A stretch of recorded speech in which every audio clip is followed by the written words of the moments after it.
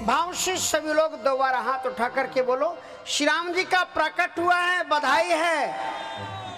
बधाई नहीं देते आप लोग? श्री राम जी का प्रकट हुआ है काजल खेड़ी की इस कथा स्थल में, बोलो बधाई है।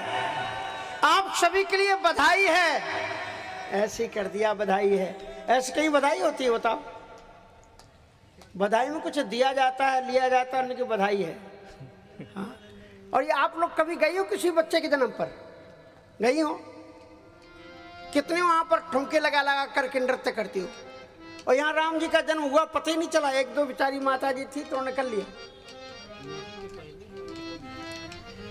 राम जी का प्रकट हुआ और अतिशय आनंद की चारों तरफ से वर्षा हुई। उस शोभा और आनंद का वर्णन कौन करे? प्रकृति ने कभी भी अपने नियम को नहीं बदला, लेकिन आज के दिन सूर्य ने भी अपनी गति को बदल दिया, क्योंकि सबसे ज्यादा प्रसन्नता भगवान सूर्य को हो रही थी। शिवराज विजय में लिखते हैं, धन्य एष प्रकाशः। भगवान सूर्य कहते हैं आज मैं धन्य हो जाऊंगा, क्योंकि अखिल कोटि ब्रह्मांड नायक परात्पर पुरुष भगवान जब अवतार लेंगे तो कहा जाएगा सूर्य वंश में भगवान राम का प्रकट हुआ था। धन्य इस प्रकाश, मेरे प्रकाश से जो प्रकाश मेरा छा रहा है वो तो ठीक है, लेकिन राम जी के आने पर मेरा प्रकाश रात्रि में भी आएगा, क्योंकि रात्रि में भी जब राम जी की कथा की जाएगी तो सूर्य भगवान का नाम लिया जाएगा कि सूर्य वंश में राम जी का प्रकट हुआ था। तो मास दिवस कर दिवस भा मरम न जाने कोई, रथ समेत रवि था क्यों, निशा कवन विधि होई। मास दिवस कर दिवस भा, एक दिन एक महीने के बराबर हो गया। अतिशय आनंद हुआ। उसके बाद में दशरथ जी महाराज नामकरण संस्कार के लिए गुरुदेव का आवाहन करते हैं और महर्षि वशिष्ठ जी महाराज के नेतृत्व में पूरे आंगन में चौक पुराया गया। दिव्यतम पीढ़ियों पर महाराज दशरथ जी महारानियों के समेत अपने चारों बालकों को अपनी गोद में लेकर के बैठे हैं।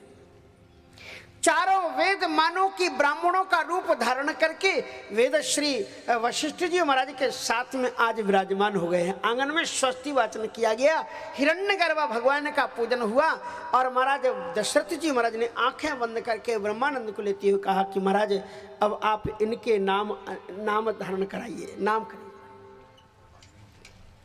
तो बड़ा सुंदर नाम रखते हैं श्री वशिष्ठ जी महाराज। कहते किसी भी दुनिया से पूछो तुम क्या चाहते हो जीवन में, तो किसी भी व्यक्ति से पूछो क्या चाहिए तो कहेगा हमें आनंद चाहिए।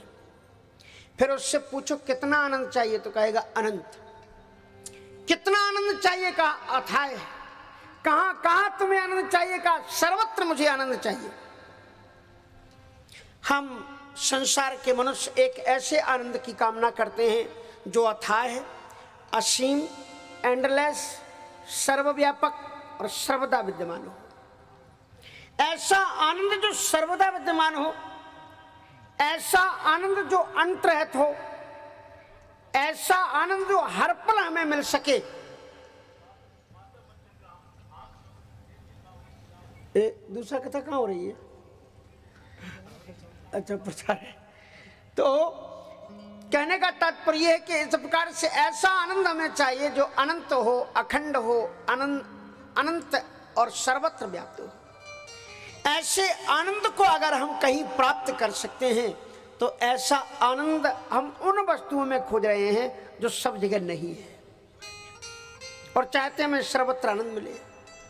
हम एक ऐसे आनंद की कामना करते हैं जो एंडलेस हो, जो कभी समाप्त ना होता हो, लेकिन इस धरती की हर एक वस्तु मर्त्यलोक की है, एक दिन खत्म होती है। ऐसा आनंद केवल वही वस्तु दे सकती है जो सर्व